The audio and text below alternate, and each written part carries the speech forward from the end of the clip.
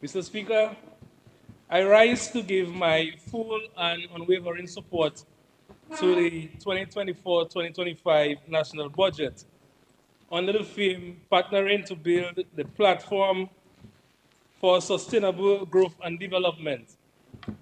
This $1.4 billion budget was brilliantly delivered by the Minister of Finance. Mr. Speaker, it reflected a deep understanding of our nation's needs and our challenges. Mr. Speaker, in everything we must give thanks. And today I give thanks. And I think every Dominican also needs to give thanks in abundance. Because, Mr. Speaker, despite the economic challenges being experienced worldwide, this Dominican Labour Party government has once again offered its people a tax-free budget. This achievement is nothing short of remarkable, given the global context of economic instability and uncertainty. Mr. Speaker, we have said time and time again that this government is consistently thinking of ways to improve the lives of our citizens. In a world where economic pressures are mounting and the cost of living rising, it is a testament of our government's commitments and resourcefulness that we can deliver a budget without imposing additional taxes on our people. This demonstrates a clear and unwavering focus on the welfare of all of our citizens. Globally, we're experiencing serious challenges. Inflation affecting economies everywhere. The impacts of climate change are becoming increasingly severe, and energy prices are rising. These issues create significant pressures for households and businesses alike, Mr. Speaker. As a caring and responsible government, our first priority is to the people of Dominica. We are dedicated to providing some level of ease and relief as we navigate these turbulent times together. Mr. Speaker, but I do feel compelled to add that sometimes I get a sense that while we lament the challenges that we face globally, we are not making the necessary personal financial adjustments. Mr. Speaker, many continue to operate with the same imprudent financial practices.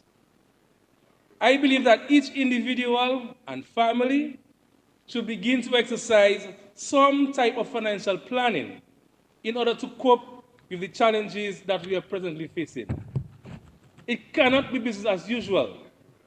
Financial discipline and careful budgeting are essential for navigating these difficult times. It's not just the responsibility of governments, but each and every one of us. We must take proactive steps to manage our resources wisely and to plan for the future. Notwithstanding, in this year's budget, we see that this government continues to work tirelessly to create opportunities for our citizens. We are investing in education, healthcare, and infrastructure. We are supporting small businesses and fostering innovation. We are seeing a renewed and stronger commitment to sustainable development and environmental stewardship.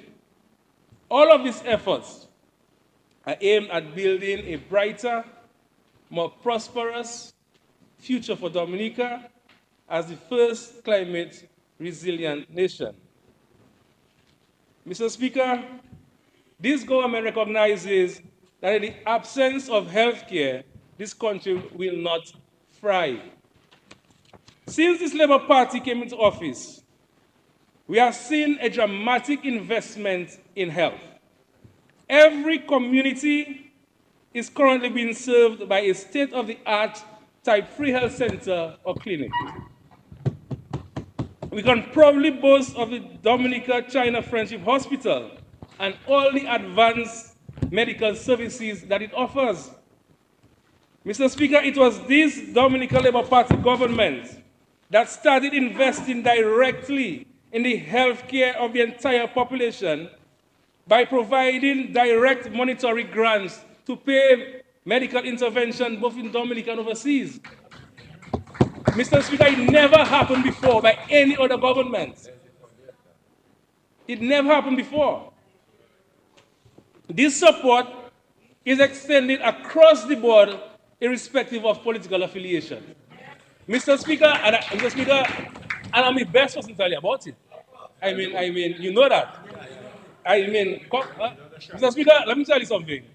The only thing I'm missing to do now is to see the medical exam, Because the amount of medical reports and advice, and Mr. Speaker, if I get a report now, I can tell you everything, and I can even tell you if this person needs to go overseas or not. I'm telling you.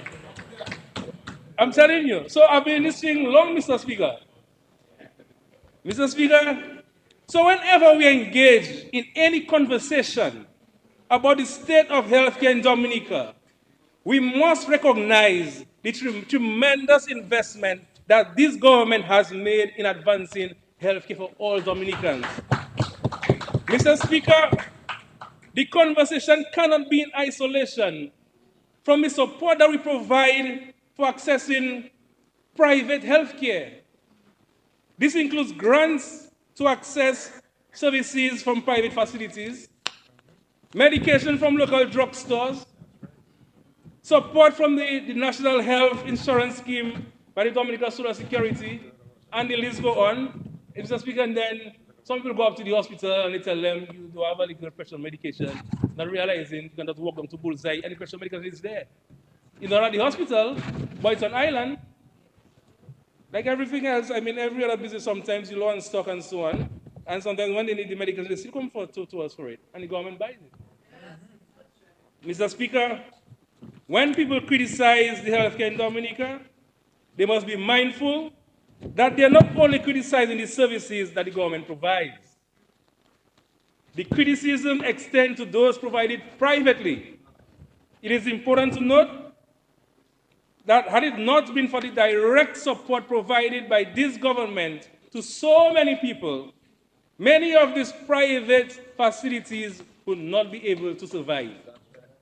The government investment in healthcare is not just about public health services.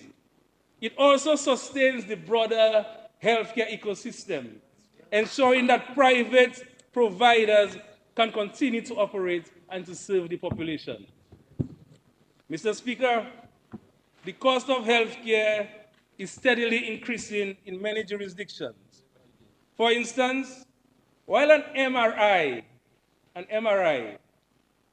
is 100 EC at the Dominica China Friendship Hospital, the same MRI is $1,880 in Antigua. And in the United States of America, the big United States of America, if you do an MRI now, Mr. Speaker, expect a bill in your mailbox for $3,000 US.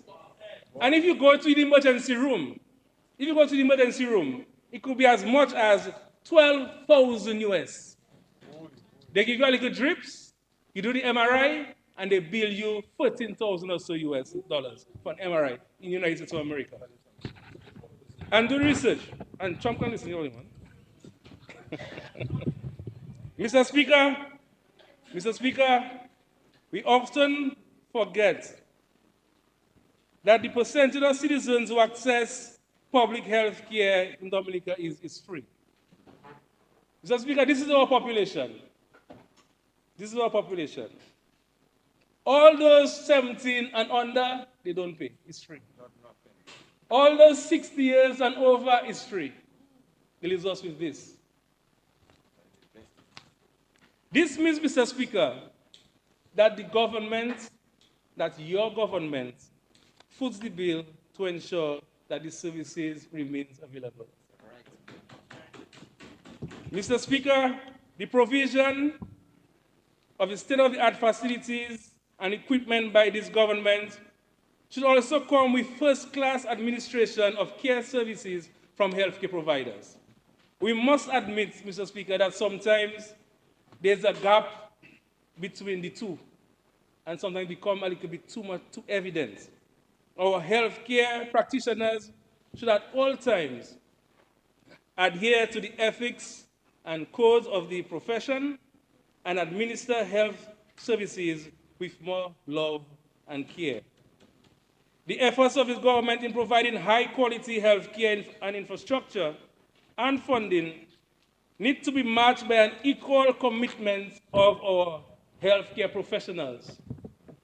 This ensures that patients not only have access to advanced medical treatment, but also receive compassionate and respectful care. As indicated in the budget, Mr. Speaker, the government approval for the new staffing structure for the nursing service is commendable. This new structure promises numerous benefits, including enhanced quality of care, reduced errors, improved patient satisfaction, and increased job satisfaction. Additionally, the passage of the bills mentioned on page 45 of the budget address will certainly add significant value to the administration of healthcare in Dominica. Mr. Speaker, the comprehensive investment in healthcare by this government is evident and commendable. The Castle Bruce constituency benefits in every aspect, and for this I am quite pleased. The investment in healthcare will continue as we await the completion of the Saint-Sauveur Health Center. But this by no means, Mr. Speaker, indicates that our people in this part of the constituency are denied access to timely and proper health services. Mr. Speaker, the government has been at the forefront of the fight against non-communicable diseases, NCDs. Mr. Speaker, the Prime Minister himself has adopted it as his personal mission. Mr. Speaker, in 2022, we appointed the National Coordinator for NCDs. And from all reports, Mr. Speaker, this department has made several strides in educating and engaging the public on the deadly effects of NCDs. I believe that the general public is in agreement with the increase in the excise tax on sugary drinks by $1 and the alcohol and tobacco by 75 cents. While these are small increases, Mr. Speaker, it is our hope that this will lessen their consumption and save our population from these deadly diseases. And Mr. Speaker, contrary to what the member from Marigot said, alcohol drinking and so on shouldn't be coping mechanisms.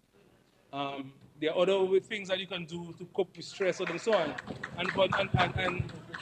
And it's almost reckless. A what? Brothel?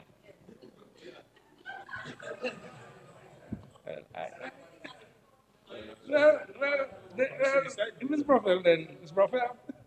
Anyway, Mr. Speaker, Mr. Speaker, the practice of eating what we grow must begin at an early age. Parents should see this at a time to return to preparing healthy and local meals at home, making local juices with our guava, our cherries, carambola, tamarind, lime, Mr. Speaker, and giving the children their juice bottles to go to school, providing a healthier alternative with reduced sugar. Rather than purchasing a buster for $5 or $6, you can purchase a local bottle of juice for the same price with more health benefits.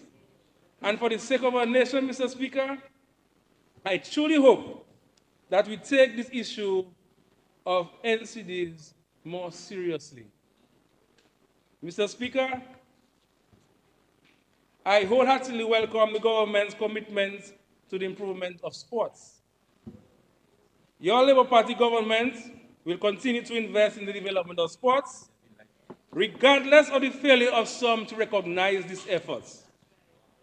Mr. Speaker, the government contributes to every sport discipline in this country.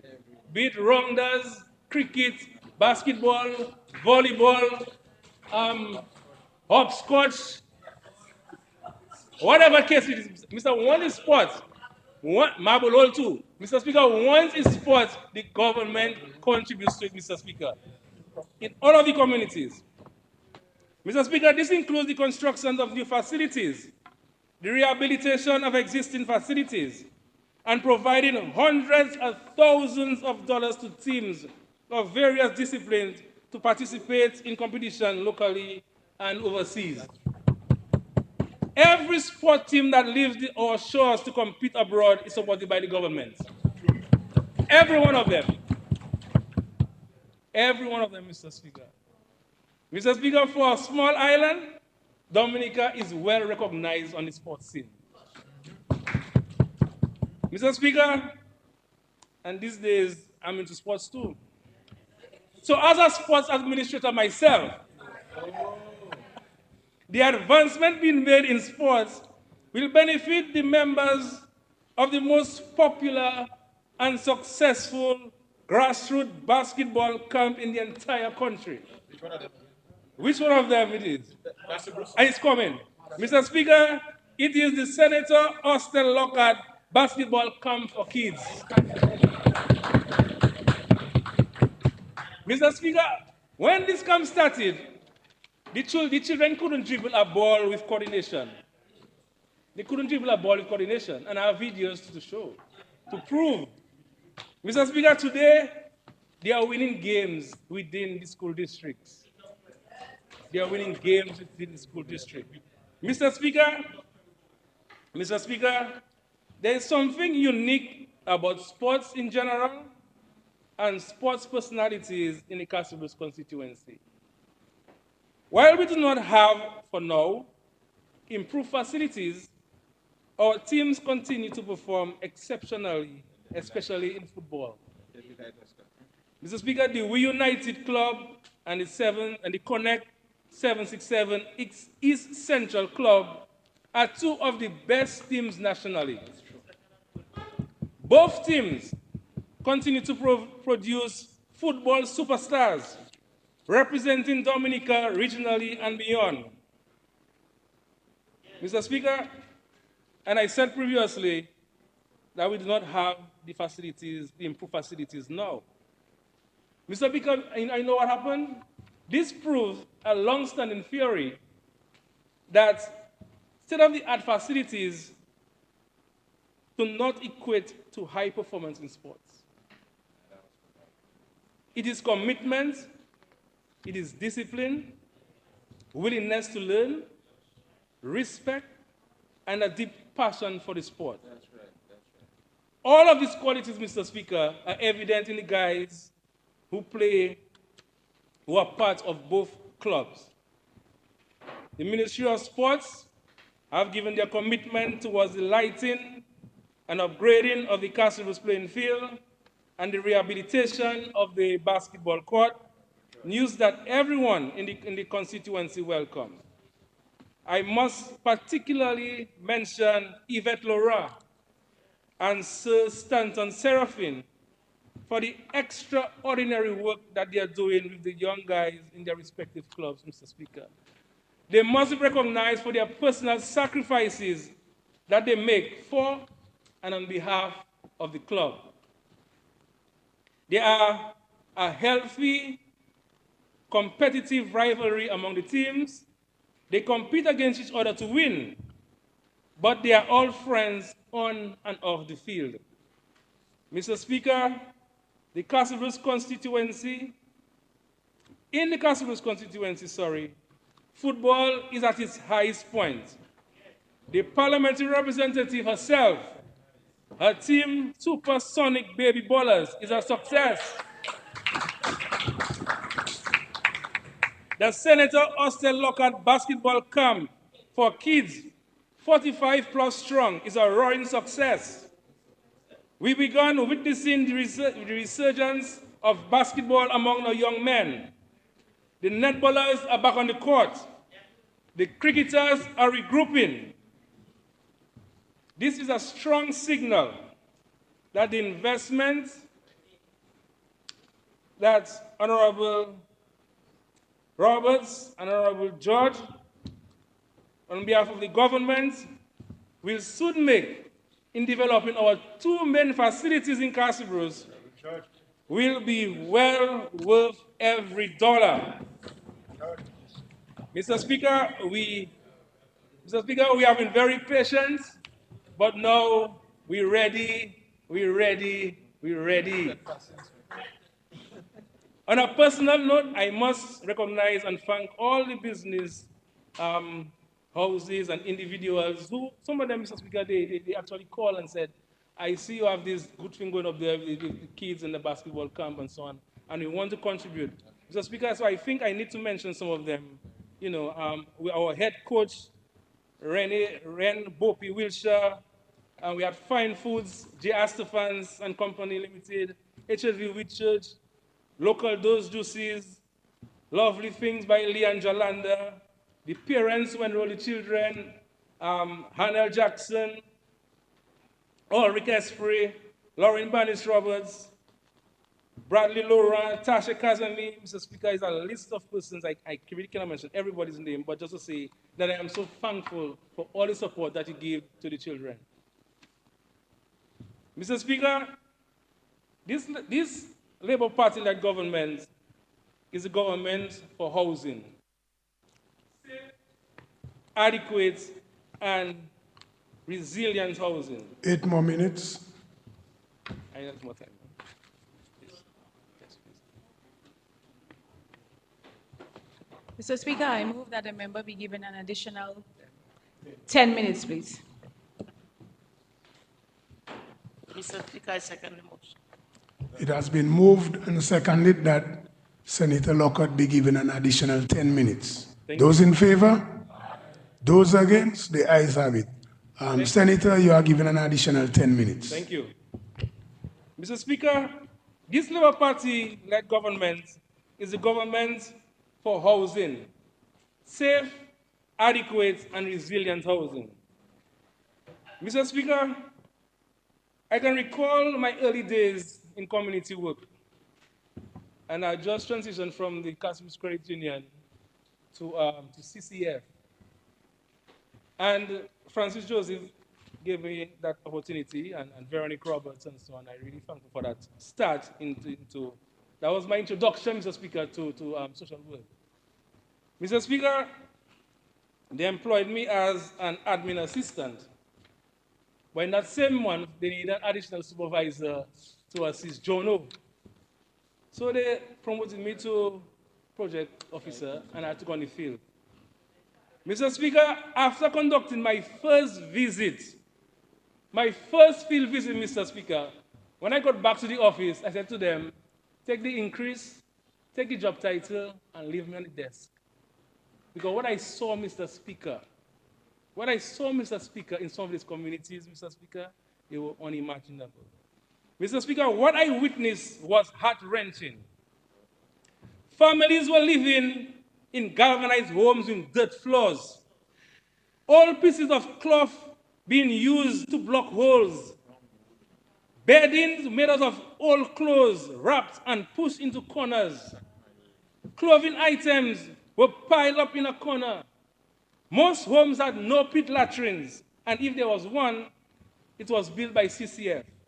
Mr. Speaker, it was unbelievable, it was unimaginable, but yet it was the reality of thousands of Dominicans. When this Labour Party government started the housing revolution and the eradication of pit toilets, we saw a dramatic change in the living condition of thousands of individuals and families. Safe, adequate, and resilient housing became a priority, and the impact has been transformative. This government commitment to improving housing has brought dignity and hope to many, ensuring that no one has to live in such dire conditions again. Mr. Speaker, in the eyes of the ordinary citizen and the privileged as well, the government's thrust towards housing may be viewed as The government just giving people free homes. However, if the same people took time to understand the multiple benefits that adequate housing provides, they would immediately change this narrow point of view. For this government, housing is not just a physical structure.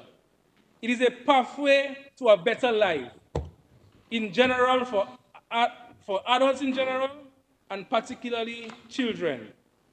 Mr. Speaker, as a social worker at heart, I am using the opportunity in this honorable House to advocate for the continuation of policies and programs to address housing needs and support individuals and families in ensuring stable living conditions.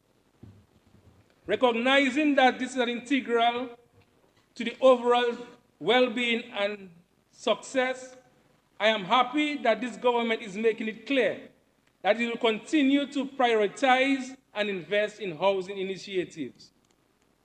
From the inception of the housing revolution, which first started in the Castle Bruce constituency, millions have been spent on home renovation and construction of new homes for residents. This initiative has brought significant improvement to the quality of life of many families, providing them with safe, modern, and comfortable living conditions. The positive impact of these efforts is evident throughout the communities, and I am positive that the Ministry of Housing will continue to enhance lives by improving housing in the Castle Bruce constituency.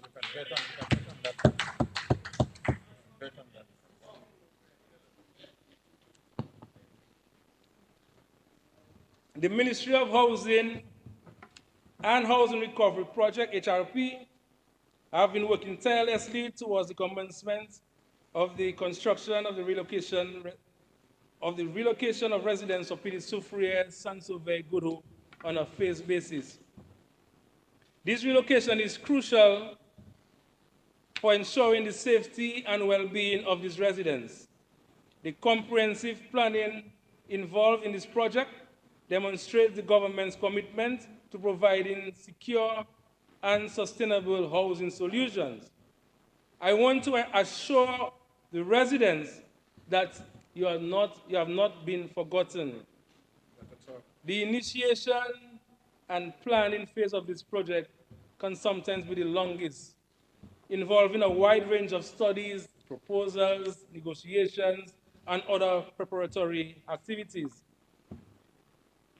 These are lengthy and tedious processes, but they are essential to ensure the success and sustainability of the project. Detailed environmental assessments, land surveys, and consultations with various stakeholders have been conducted to guarantee that the housing development for the people of Petit Soufriere, Goudou, and Saint-Sauveur meet all necessary demands and requirements. As a member of the technical committee, boy, that is a story by itself. How I end up as a technical member of the committee? Mr. Speaker, I think the PS at one point was fed up with me, and she said, Austelle, okay, you join the technical committee. Because every 2 days, I was calling the PS. I was WhatsApping the PS. What's going on? What's the latest? Why are you stuck? What's the bottleneck? When you come with the people, I wasn't troubling the minister too much. But because the PS was very responsive, and I must thank the PS for all the work that she's doing. Yeah. So, Mr. Speaker, I want to assure the residents that the project is 100% on track. The complexities of such a large-scale project often mean that visible progress may not be immediate, but rest assured that substantial work is being done behind the scenes. Currently, a detailed site plan, including infrastructure works, is before planning for approval. The plan ensures that the new housing development is well equipped with necessary amenities and services. Additionally, work on the house design is ongoing with a focus on accommodating the specific needs of families who will be relocated. The actual construction activities is set to commence soon, as indicated by the Minister of Finance in the budget address. Mr. Speaker, keeping true to its socialist philosophy, this government continues to look after the needs of the vulnerable.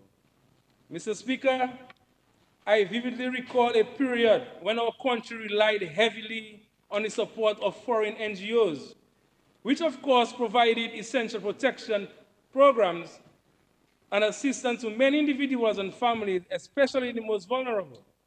These NGOs played a critical role in supporting our citizens and contributed significantly to our nation's welfare.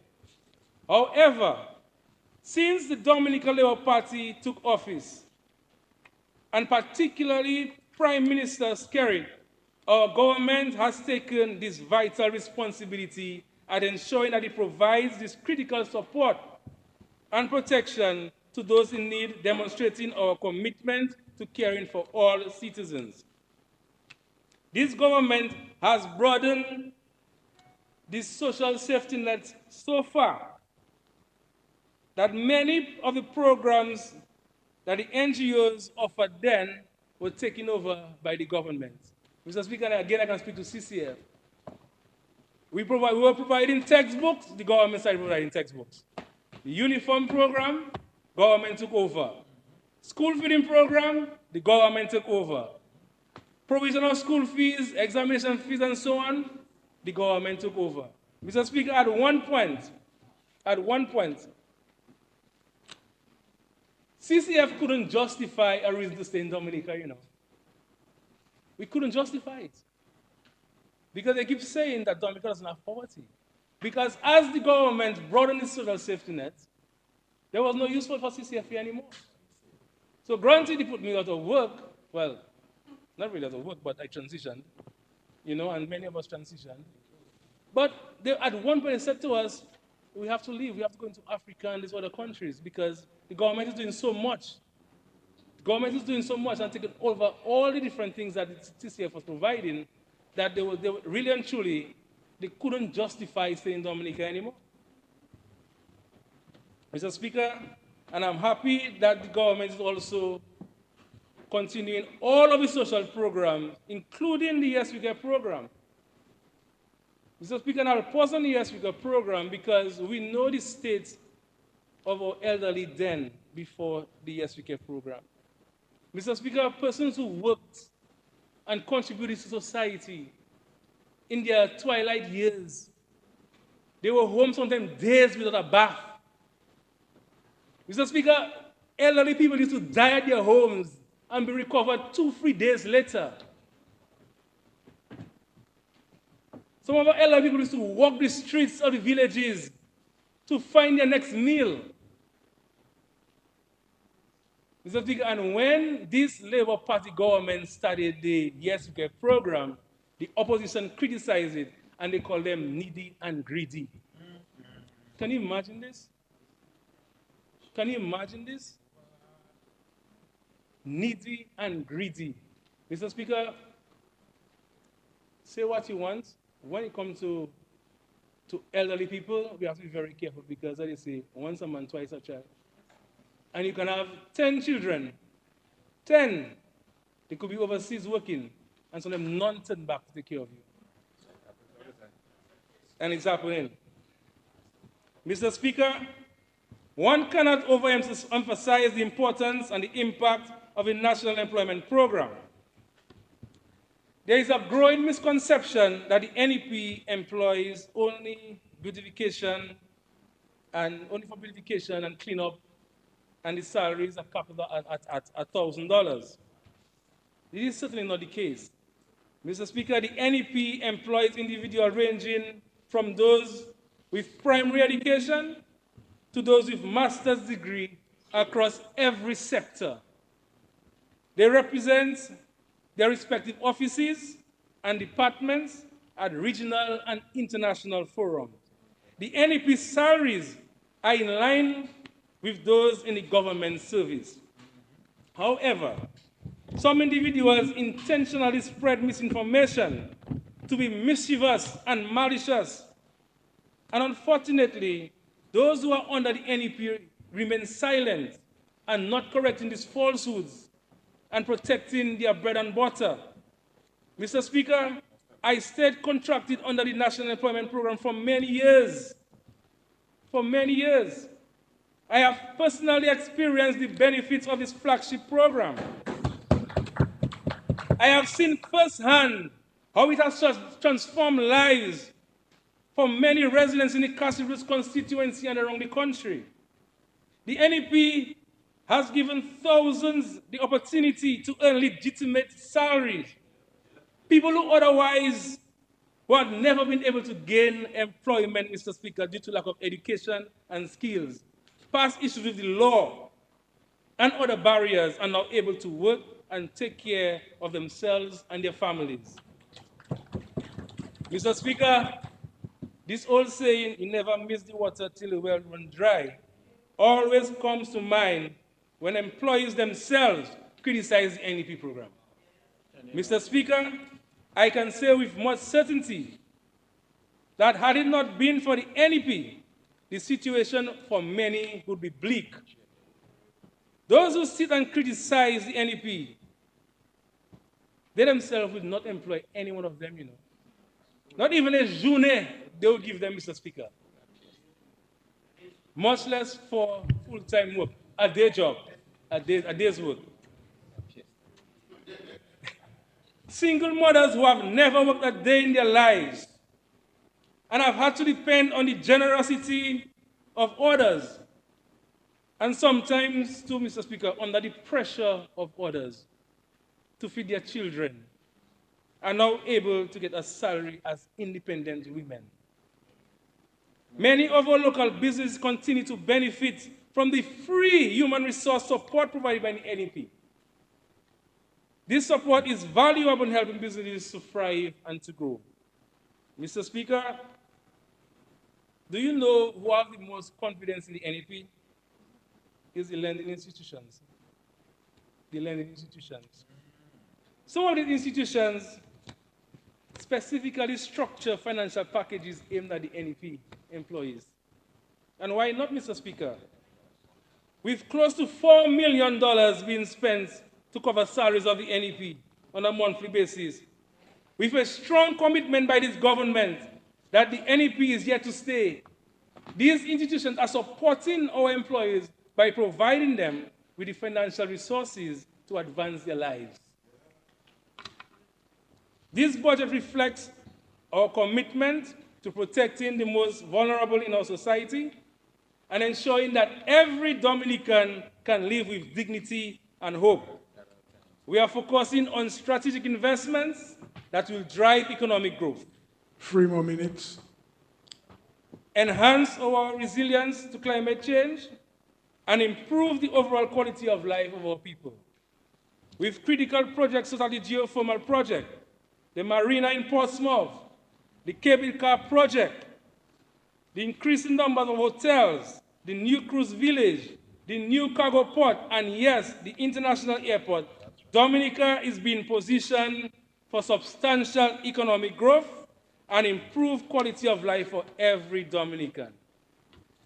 I urge the people of the Castle Roots constituency, specifically the young people, to position yourselves to take advantage of all the opportunities that the country will gain from this project. The Parliamentary Representative, Honorable Austelle Lockhart, and I stand ready to assist you in whatever way we can. While our residents benefit from all the programs and policy of this administration, I want you, our people in the Castle Roots constituency, to be more proactive in seizing these opportunities. Mr. Speaker, the Castle Roots constituency is made up of the most friendliest, loving, caring, compassionate, and reasonable people. These are the people who do not generally let politics divide them. They have repeatedly chosen the Dominican Labour Party as the party of choice. And as a prominent face in the constituency, I will continue to play my small part in being present and responsive to their needs.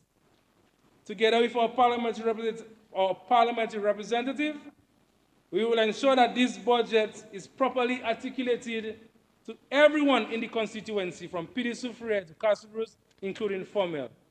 Every household should know what this budget means to them and how we will benefit from this $1.4 million budget.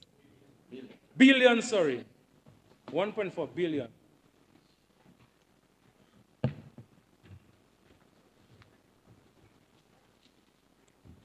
Mr. Speaker, I've given my support before, and I'm reaffirming my commitment to support my parliamentary representative, Honorable Octavia Alfred, in working together to uplift the lives of the residents within the Castle-Bruce constituency. Around this time next year, Mr. Speaker, the Castle-Bruce will welcome a massive influx of people who reside overseas for our Castle-Bruce Family and Friends reunion.